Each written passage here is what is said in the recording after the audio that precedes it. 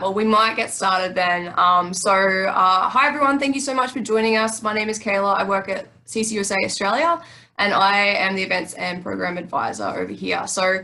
Today we've got Dylan in our New Zealand office and Nicole also from Love Volunteer. So I'm going to let Dylan take over and just kind of do a bit more formal introductions, and we can chuck into our volunteer programs. Awesome. Hi everybody. First of all, thanks very much for attending, and same to the CCUSA Australia staff. So my name's Dylan, and I am the country coordinator for CCUSA New Zealand. And I have had the absolute pleasure of working really closely with Kayla this year amongst our different work and holiday programs that we offer. And for those of you that don't know, we do offer worldwide programs from our Camp Counsellors USA, Canada, Croatia and UK program, as well as our Work and Holiday USA program and a few other programs in Canada as well. Today we're going to be a little bit more focused on domestic program opportunities, and we will be focusing on the Love Volunteer program. So Love Volunteers is a program that does offer a lot of worldwide programs, and I'm joined by the lovely Nicole here, who will jump in and she'll explain a little bit more about Love Volunteers and what they do. And then we'll dive into some of the programs that are available from New Zealand and Australia as well. So I might just let Nicole jump in and speak a little bit further about that.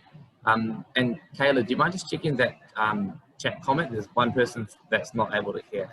Okay. I'll check that out while Nicole's talking. Hi guys, I'm Nicole and I work with Love Volunteers.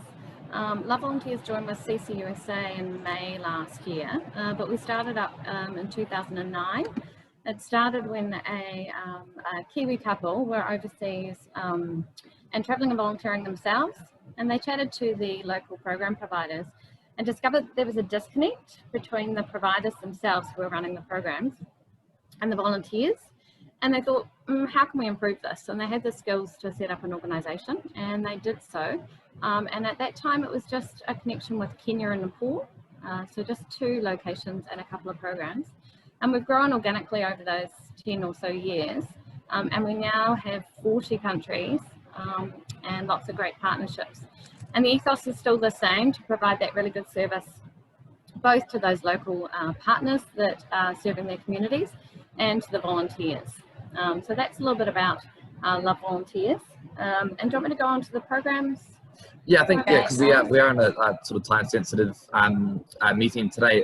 If anyone does have any questions or wants to ask anything throughout the meeting, either just pop a little chat question in the box there, or Kayla's also going to send us a link for another quick meeting afterwards where you guys can join with your audio and video and ask some questions directly to us as well. So yeah, if you do have questions for now, just pop them in the chat box and we'll try to get to them. If not, we'll send you guys that next link as well. Yep. So Love Volunteers is volunteering programs, obviously. So that means that the people we partner with, in whatever sense it might be, don't have enough resources. They're non-profits and they're speaking to a need in their communities. So the types of programs is a big, broad scope, and we can generally cater for any volunteers' skills and interests. But it typically comes under sort of 10 program topics, if you like. Teaching is one, childcare. I won't go into too many details on these, so just pop up a question if you've got them.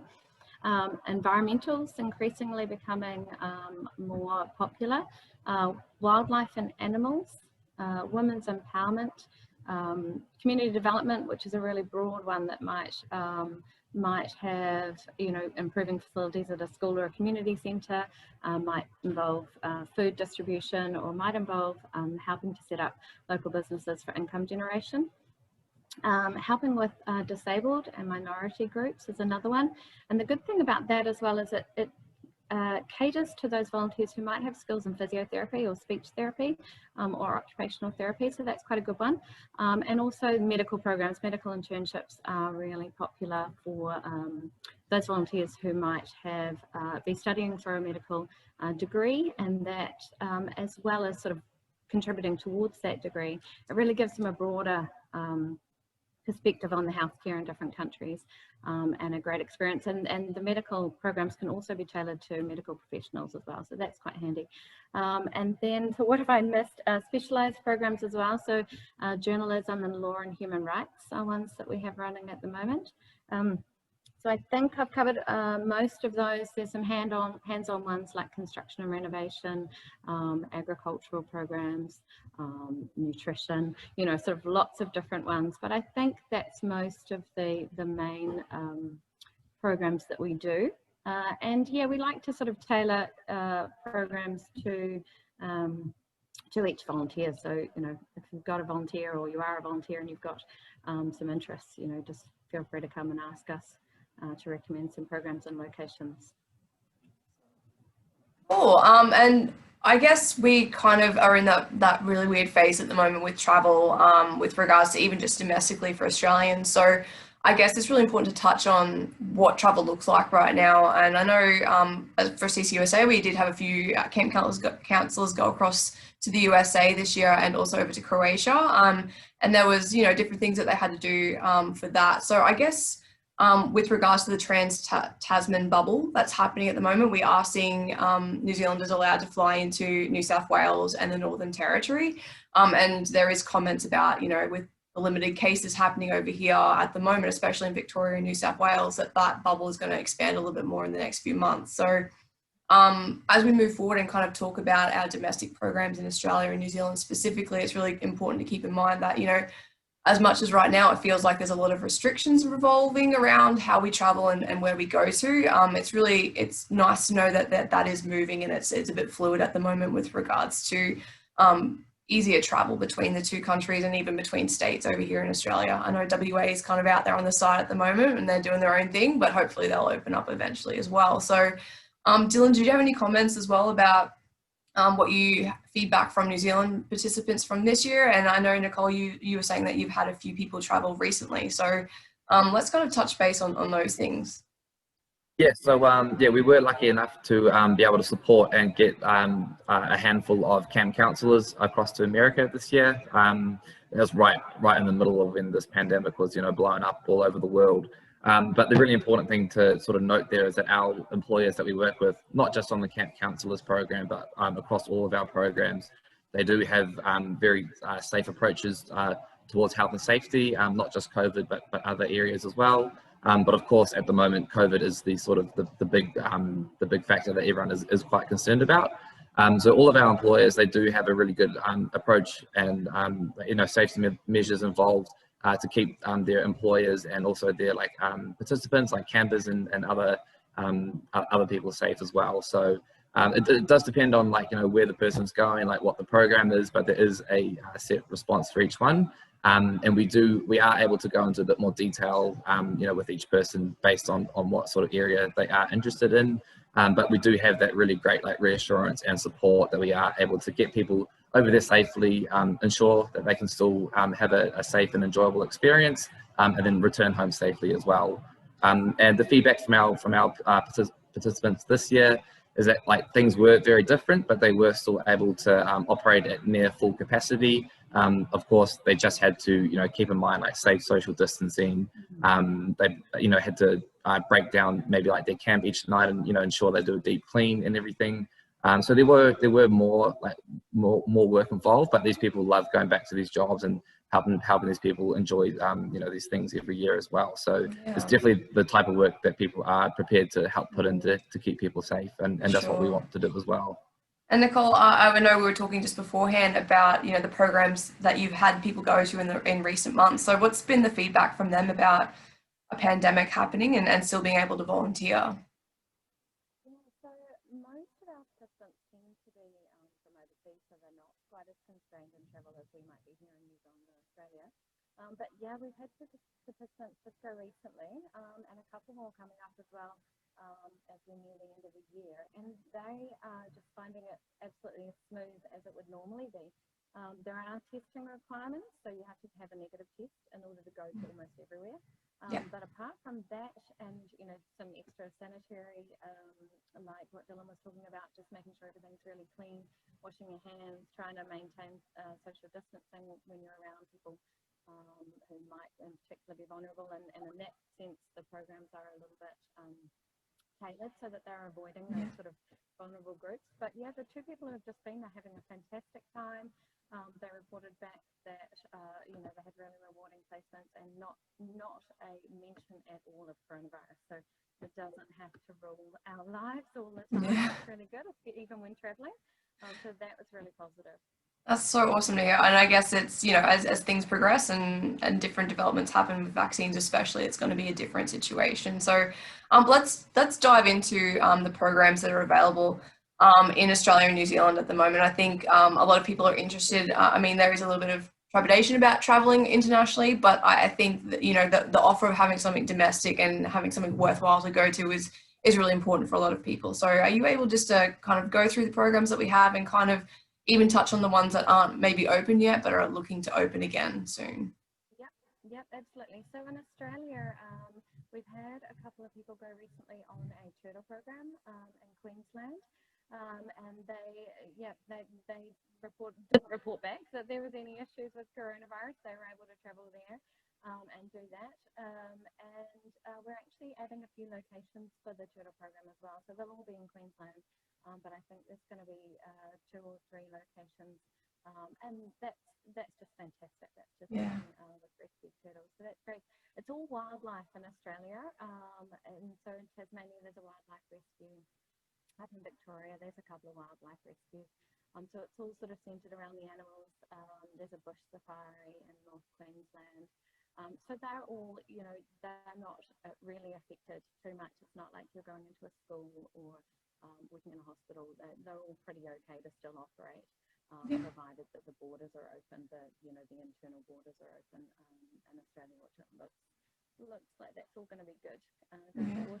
And in New Zealand, it's environmental programs. So again, not really affected by the coronavirus, provided that our level still stays at level 1 or 2, and it's at 1 at the moment, which is great. And so we have them in Wellington, Auckland and Christchurch, and they're quite varied programs. So the projects sort of will change week to week and month to month, depending on what the need is and what the weather's like.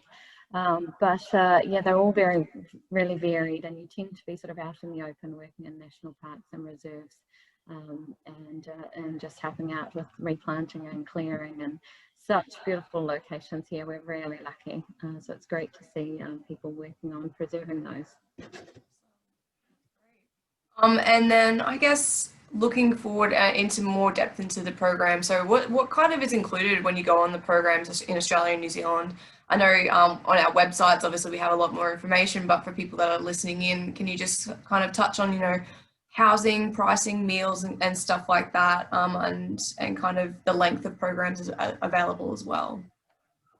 Yeah, so in Australia and New Zealand, all the programs are available for just 1 week. Saying that, I think one of the wildlife programs is a 2-week minimum. But yeah, pricing's around about, it's 1,000 Australian for most of them for 1 week. And that includes all your accommodation. Because they tend to be in remote locations, most of them include all your meals. They include a pickup from the local town, and we provide all the information on how to get there and what time the pickup is and everything. And they provide on-board training, so location training. So you don't need to be experienced. If you're going to a wildlife program, you don't need to be a vet or have had prior experience. It's all provided on the job, so that's pretty good. Same with New Zealand. You're just given a meeting place, so it'll be, you know, in the centre of the towns, in whichever location that you choose. The local team meet you there. All your accommodation is provided, all of your food is provided, and transport to the programs is provided as well, because they're in pretty remote locations. So it's kind of an all-inclusive deal when you sign up for the New Zealand and Australian programs, and you don't have to worry about too much. Yeah, because I know typically these programs generally are seen to by a lot of young people coming from different countries and coming to Australia or New Zealand to volunteer for the program. So I know during the pandemic we kind of talked about making this adaptable for our for people that are local, and it's interesting to see that, you know, maybe not a lot of people have heard of these programs before, but that they are still available and, you know, needing more people now more than ever because of those international tourists that can't come in and perform the tasks. Yeah, absolutely. And the programs are all open to, if you're going by yourself, 18 plus, but family groups are welcomed on a lot of the programs, and, you know, groups of friends traveling together are welcome.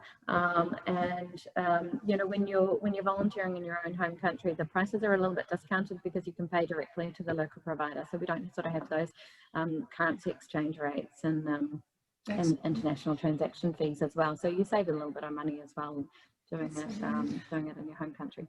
Yeah, and I guess people, you know, going on holidays, typically they want to go and relax, but going and doing a job and kind of contributing to the local community. I guess the real question is, you know, why pay to volunteer? What does it do for the companies, and how does it help them out? Yeah, so if we're talking about Australia and New Zealand, it's more just covering your costs.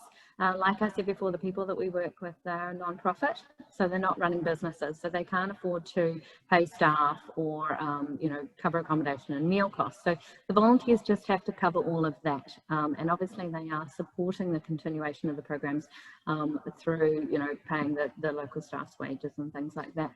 When you're talking about overseas, it's even kind of more important because you're talking about, you know, real third world countries where they are just desperately in need of not only the help, but the financial contribution in terms of buying resources for schools, for example, or, you know, or clothes for childcare. So that's where those fees are going. And we perhaps should mention there's a registration fee for Love Volunteers as well. So that goes towards carrying on with our operations as well.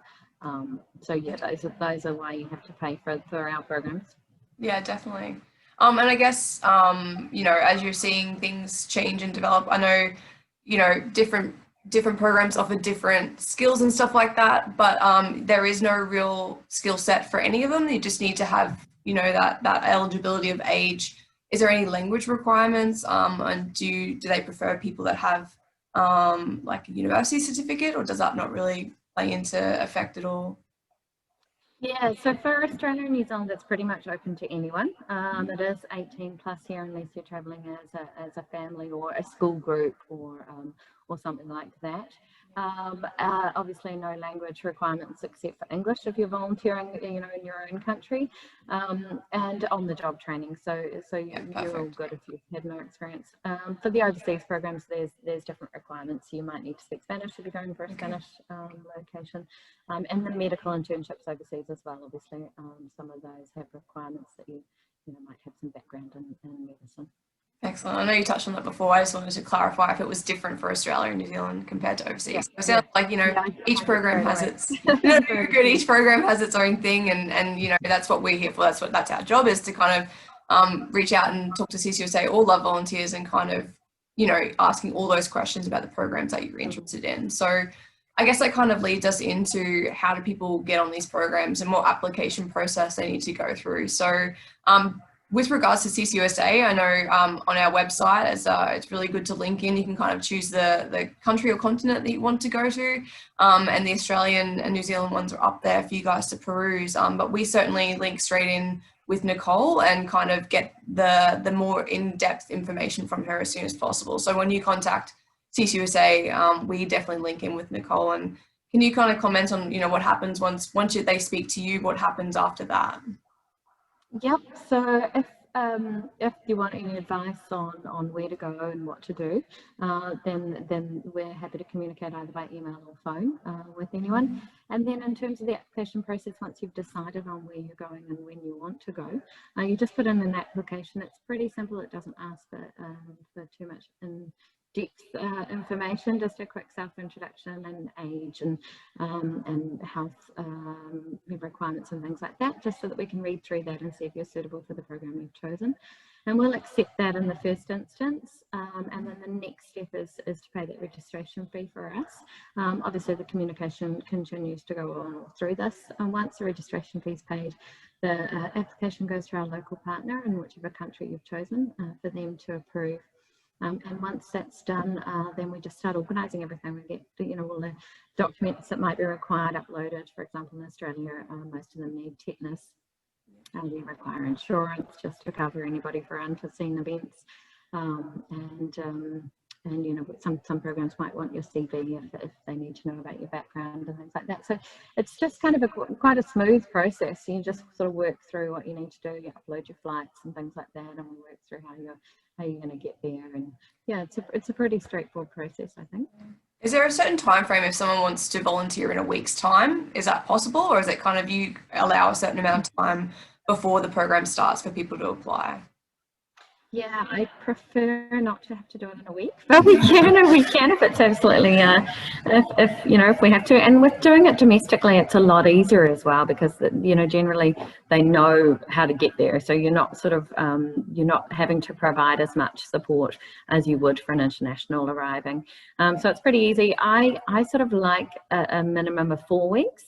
I think that gives people time to get their head around it and really understand what they're going to do, and then get everything done and booked. But if we have to do it in a shorter time frame, then we can. And certainly some people book much further out, especially at the moment with coronavirus. We are seeing long-term bookings for summer next year, the Northern Hemisphere summer next year.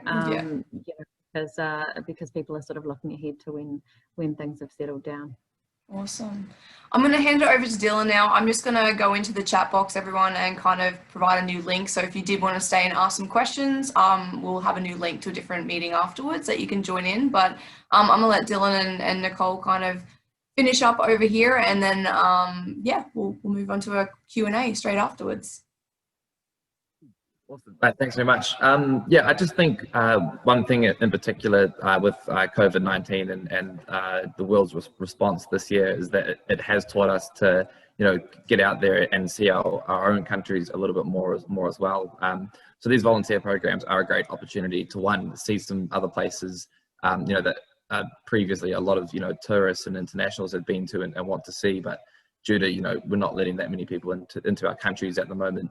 These places, they're untouched, and it's a great opportunity to get out there and see them, but also help make a difference too, and contribute back towards your country and these communities. And you leave like feeling really great and knowing that you've helped someone who's in need as well. So this definitely is a great opportunity, and we would certainly love to help as many people as possible get out there and experience it as well.